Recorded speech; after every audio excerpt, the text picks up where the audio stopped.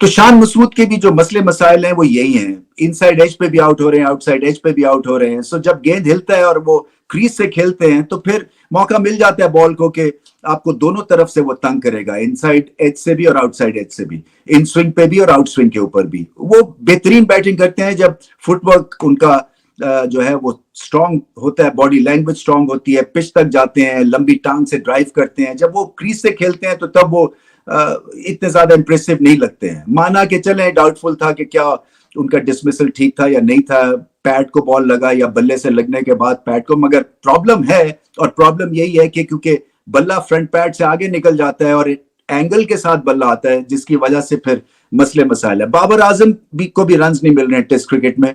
उनको थोड़ी सी positive intent दिखानी है क्योंकि बहुत बड़े बल्लेबाज हैं वो, और कोशिश उनको यही करनी है कि वो भी क्रीज में खड़े होकर ना खेलें, पॉजिटिव तरह से वो बैटिंग करें और क्रीज पे टाइम गुजारे, क्योंकि कोई खास उनकी टेक्निकल फ्लॉज नहीं है। ये एक बहुत ही वेयर्ड किस्म का डिसमिसल होता है डाउन द लेग साइड, जब इस तरह का कैच कोई कीपर ले जाता है। लाजवाब कैच था, अब्दुल्ला शफीक का भी बहुत आला कैच लिया थर्ड स्लिप पे फील्डर ने। सो फील्डिंग बहुत अच्छी थी बांग्लादेश की।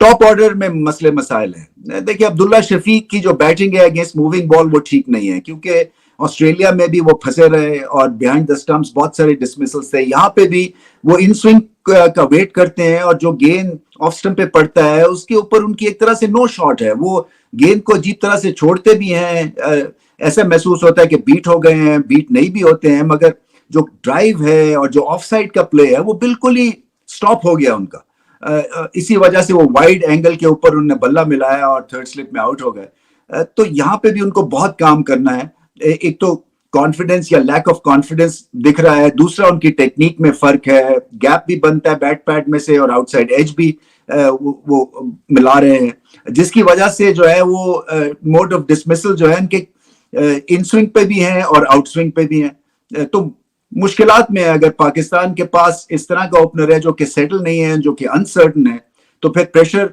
टॉप ऑर्डर पे पड़ जाता है।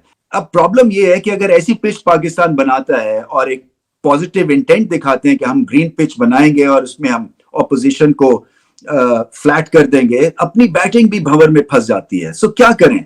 क्या 250 रन करने के बाद पाकिस्तान टेस्ट मैचेस जीत सकेगा? क्या इनकी बॉलिंग इस काबिल है कि ऑपोजिशन को 150 में आउट कर देगी? क्या ज्यादा प्रेशर नहीं डाल देंगे बॉलिंग के ऊपर अगर बैटिंग नहीं चलेगी और टॉप ऑर्डर इस तरह से ही गर्म ठंडा रहेगा? सो यही प्रॉब्लम है कि आपको कॉन्फिडेंस थोड़ा सा मिलता है मगर नहीं भी मिलता है। टॉप क्वालिटी की कोई इस वक्त बॉलिंग अटैक होता है इस पिच के ऊपर तो फिर और ज्यादा जर्ब लगा सकते थे।